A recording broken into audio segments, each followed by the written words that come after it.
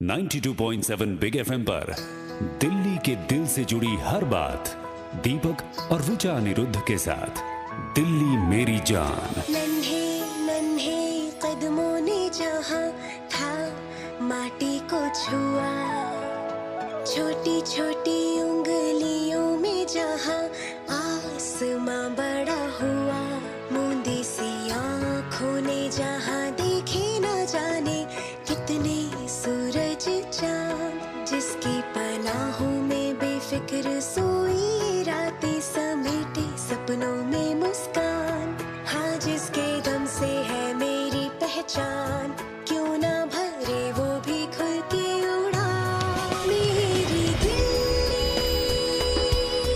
मेरी शान, दिल्ली मेरी जान, दिल्ली मेरी जान। Hello and welcome again 92.7 big FM सुन रहे हैं जी आप। मेरा नाम है दीपक, मेरे साथ हैं ऋचा अनिरुद्ध दिल्ली मेरी जान में। और जैसा कि मैंने आपको बताया कुछ देर पहले, आज हम बात करने जा रहे हैं Noida greater Noida express way की, जहां पर छीना झपटी की, कार चोरी की और लूटमार और एक्सीडेंट्स की घटनाएं आम हो चुकी हैं। ऐसी ही एक आप बीती बयां कर रही हैं हमारी कॉलर शुभ्रा। मैं नोएडा में ही रहती हूँ। ये हमारा घर एक्सप्रेस वे पे ही आगे जाके कॉम्प्लेक्स अपार्टमेंट कॉम्प्लेक्सेस हैं। तो अबाउट मंथ अगो एक्चुअली मैं एक वर्कशॉप करके वापस आ रही थी, तो रात के करीबन 9:30-10 बजे होंगे। बिल्कुल जहाँ महामाया का फ्लाईओवर है ना, उसी के थोड़े आगे एक बस स्टॉप है, उसी के पास मैंने थोड़ा जरा एक मेरी फोन कॉल थी, I want to finish off a phone call, और वहाँ पे आई गॉट कार जैक्ड। 3 लड़के थे, एक पिस्टल थी और एक के पास बड़ी सी चाकू थी, लैपटॉप, पर्स, फोन, सब कुछ तो गाड़ी में ही था। मैं बाहर निकल गई। I just kind of said आपको जो करना है आप कर लें, जो चाहिए है गाड़ी में है। वो लोग घुसे और गाड़ी लेके भाग गए। हम आपको बताना चाहते हैं कि कल हम दिन भर नोएडा पुलिस के अलग अलग अधिकारियों से बात करने की कोशिश करते रहे। ज्यादातर ने बात करने से मना कर दिया। जिन्होंने बात की उनकी देखिए क्या प्रतिक्रिया थी। ये है SP city Noida Yogesh Singh. Express way का कुछ पार्ट हमारा है, the major part is in greater Noida. जो एक्सप्रेस वे है it start from DND which is in Noida, लेकिन उसके बाद एडवेंट के बाद it is in greater Noida. हमारे यहाँ तो कोई ऐसी घटना नहीं है, आज से नहीं, 2012 से, 2012, 13, 14 पूरी नहीं है। एडवेंट पे खत्म हो जाती है। उसके बाद ग्रेटर नोएडा के दूसरे एसपी हैं, उनका नाम है ब्रजेश कुमार सिंह। उनका एरिया है जो आप बता रहे हैं। मैं एसपी नोएडा हूँ, वो ग्रेटर नोएडा है। जो उनके एरिया में होगा उसके लिए तो अकाउंटेबल है, उसके लिए बताने के लिए तो वही सक्षम है ना। तो सुन लिया आपने कि जो एसपी सिटी नोएडा है, इन्होंने तो अपना पल्ला झाड़ लिया जिम्मेदारी से और ये सारी जिम्मेदारी डाल दी एसपी रूरल ब्रजेश कुमार जी पर। सुनिए ब्रजेश जी का क्या कहना था। एक्सप्रेस वे पे लूट छिनेसी नहीं होती, हम परेशान हैं एक्सीडेंट से। नहीं कि गाड़ी रोक के लूट हो रही है या कोई जा रहा है लूट कर रहा है कोई। ये लिफ्ट लेने में लोग परी चौक या कहीं से बैठ गए, प्राइवेट लिफ्ट लिए, उनके साथ हुई है जो 1-2 घटनाएं हुई हैं। आए दिन लूटपाट की घटनाएं हो रही हैं Noida greater Noida expressway पर। आप चाहे अखबार उठाकर पढ़ लें, टेलीविजन पर देख लें या सिर्फ गूगल ही कर लें, कहीं जाने की जरूरत नहीं है। लेकिन जो नोएडा के और ग्रेटर नोएडा के पुलिस अधिकारी हैं, उन्हें कोई लूटपाट की घटना होती दिखाई नहीं दे रही।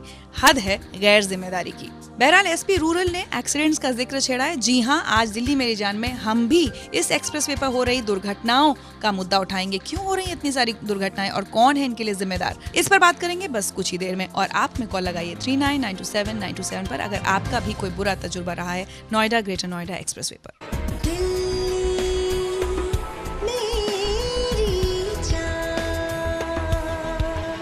मौत को जीने का अंदाज सिखाने की कोशिश करते हैं कुछ ड्राइवर्स और इसी वजह से खुद भी मौत का शिकार हो जाते हैं।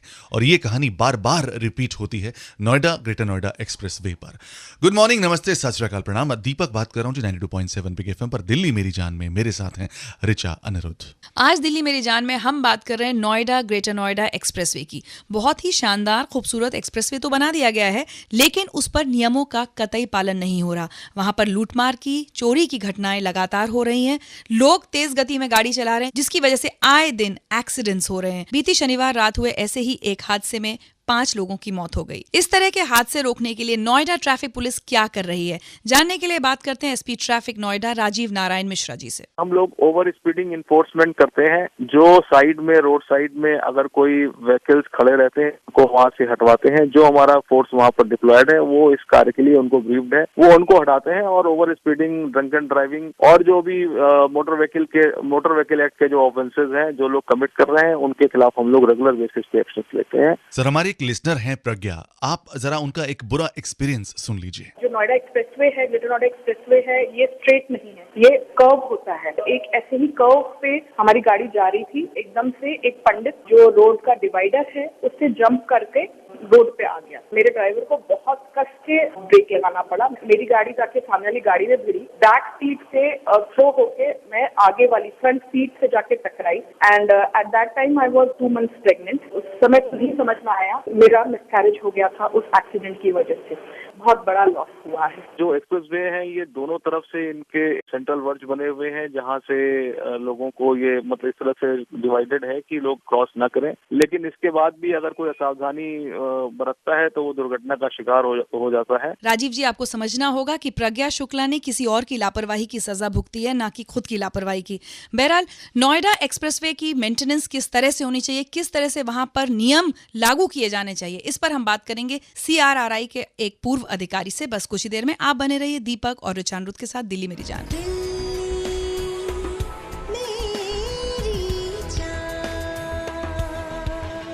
जिंदगी का मजा लेने के बहुत और भी तरीके हैं, लेकिन न जाने क्यों हम लोग ड्राइव करते हुए गाड़ी को जिंदगी के सारे मजे लूट लेना चाहते हैं और नतीजा होता है एक्सीडेंट्स। और ये एक्सीडेंट्स बहुत ज्यादा हो रहे हैं आजकल Noida greater Noida expressway पर। गुड मॉर्निंग, नमस्ते, प्रणाम, दीपक बात कर रहा हूं जी 92.7 बिग एफएम पर दिल्ली मेरी जान में। मेरे साथ हैं रिचा अनिरुद्ध। Good morning. और दिल्ली मेरी जान में आज बात हो रही है नोएडा ग्रेटर नोएडा एक्सप्रेसवे की, जहां पर लूटमार, चोरी, डकैती और एक्सीडेंट्स की घटनाएं लगातार बढ़ रही हैं। अब हमारे साथ फोन लाइन पर जुड़ रहे हैं central road research institute CRRI के पूर्व निदेशक PK सिकदर। सिकदर जी, गुड मॉर्निंग। सबसे पहले तो हम ये जानना चाहते हैं, इतने एक्सीडेंट्स इस एक्सप्रेसवे पर क्यों होते हैं? क्या डिजाइन में फॉल्ट है? डिजाइन में इस सड़क में तो 3 लेन है, उसमें उतना ज्यादा कोई गलतियां नहीं है, लेकिन क्रॉस करने का साधन होना चाहिए। या तो अंडरपास दे दें या तो फुट ओवर ब्रिज दे, और बीच में पार ना हो सके ऐसा कोई बंदोबस्त होना चाहिए। मतलब फेंसिंग थ्रू एंड थ्रू होना चाहिए, जिससे पैदल यात्री के साथ जो हादसा होता है, दुर्घटना होता है, वो रुक जाएगा। पर सिकदर साहब, आपको इस एक्सप्रेस वे पर लॉ एंड ऑर्डर और उसकी एनफोर्समेंट की कमी नजर नहीं आती क्या? हाँ, इस रोड में एनफोर्समेंट जरा कमजोर है, और बाकी जो पेट्रोलिंग होता है घूम घूम के देखते रहना चाहिए। जैसे कि कोई गाड़ी खराब होके रुका हुआ नहीं है, जैसे कि अभी कल ही जो एक्सीडेंट हुआ है वो ट्रक के पीछे ये SUV घुस गया, जाके खड़े हुए ट्रक के पीछे टकरा गए। तो इस तरह का चीज होने का कोई मौका ही नहीं आना चाहिए। ये स्टेशनरी ट्रक कहाँ से खड़े हो गए एक्सप्रेसवे में, ये तो नामुमकिन है। कंटिन्यूअस सतर्कता मानना जरूरी है, क्योंकि हाई स्पीड रोड है, बहुत तेजी से लोग चलते हैं, तो इसमें सावधानी ना बरतें तो फिर तो बड़ा मुश्किल हो जाएगा। सर, जैसे जैसे ठंड बढ़ेगी एक्सप्रेसवे पर कोहरा बढ़ेगा और दुर्घटनाएं बढ़ेंगी, क्या किया जाए? बेसिकली एक तरह का लाइट होता है जिससे फॉग में भी दिखने का उपाय कर देता है, उस तरह का लाइट लगा देना चाहिए। बहुत बहुत शुक्रिया सिकदर जी, हमें सारी जानकारी देने के लिए। और अगर आप लोग भी इस Noida greater Noida express way के बारे में कोई सजेशन देना चाहते हैं, कुछ शेयर करना चाहते हैं हमारे साथ, तो हमें कॉल लगाएं प्लीज। 39927927 यानी कि 39927927 हमारा नंबर है। रहिए दीपक और रिचा अनिरुद्ध के साथ दिल्ली मेरी जान में। Good morning.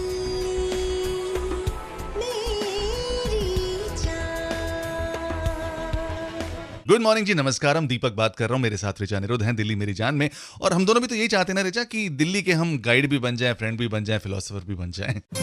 सबसे अच्छा होता है दीपक फ्रेंड बनना, बातें शेयर की जाएं, दुख दर्द बांटे जाएं। और हमने आपसे कहा था हमें कॉल लगाकर बताइए नोएडा ग्रेटर नोएडा एक्सप्रेसवे के बारे में आप क्या सोचते हैं? मेरा नाम राजीव दुबे है, मैं नोएडा में रहता हूँ, सेक्टर 93 में एक्सप्रेसवे के साथ काफी रेगुलरली साइकिलिंग करता हूँ नोएडा एक्सप्रेसवे पे। अजीब अजीब चीजें होती हुई दिखती हैं, जैसे नोएडा एक्सप्रेसवे पे जैसे किसी साहब की गाड़ी खराब हुई, सपोज वो राइट साइड लेन में जा रहे हैं, लोग क्या करते हैं कि गाड़ी अपनी छोड़ देते हैं सड़क पे वहीं पे, या ठीक करने लगते हैं वहीं पे खड़े होकर के, तो लोग आके टकरा जाते हैं। और जितने भी एक्सीडेंट्स होते हैं यहाँ पे जो देखा है मैंने, वो इसलिए वजह से होते हैं कि लोग गाड़ी लेकर के या तो रोक देते हैं गाड़ी रास्ते में, कहीं उस पे आके कोई गाड़ी टकरा जाती है। लोगों को गाड़ी चलाना नहीं आता है या फिर लोग गाड़ी कंट्रोल नहीं कर सकते अपनी। एक्सप्रेस वे बना था इसलिए बना था कि आप गाड़ी चला सकते इस एक्सप्रेस वे पे, चलने के लिए या फिर टहलने के लिए तो बनाया नहीं गया था लोगों को। लोग टहलते रहते हैं वहाँ पे। पुलिस अगर रहे वहाँ पे कुछ किलोमीटर पे जैसे कि पहले रहती थी तो ये शायद प्रॉब्लम ना हो। मेरा नाम सौरभ है। मैं ये बताना चाहता हूँ कि ग्रेटर नोएडा एक्सप्रेस वे पर जो कंस्ट्रक्शन वर्क चलता है, यहाँ पर जो बोर्ड लगाते हैं आप इस तरह से लगाते हैं कि आप उस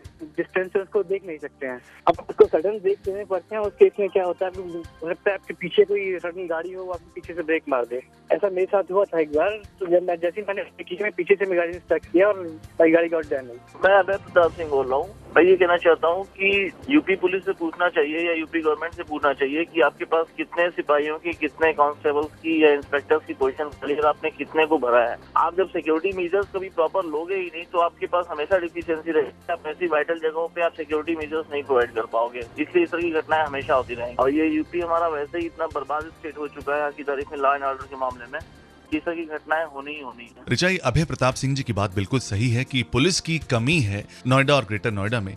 18 लाख की आबादी है इस इलाके की और वहां पर सिर्फ 1700 पुलिसकर्मी हैं, यानी कि 1000 लोगों के लिए सिर्फ एक पुलिस वाला।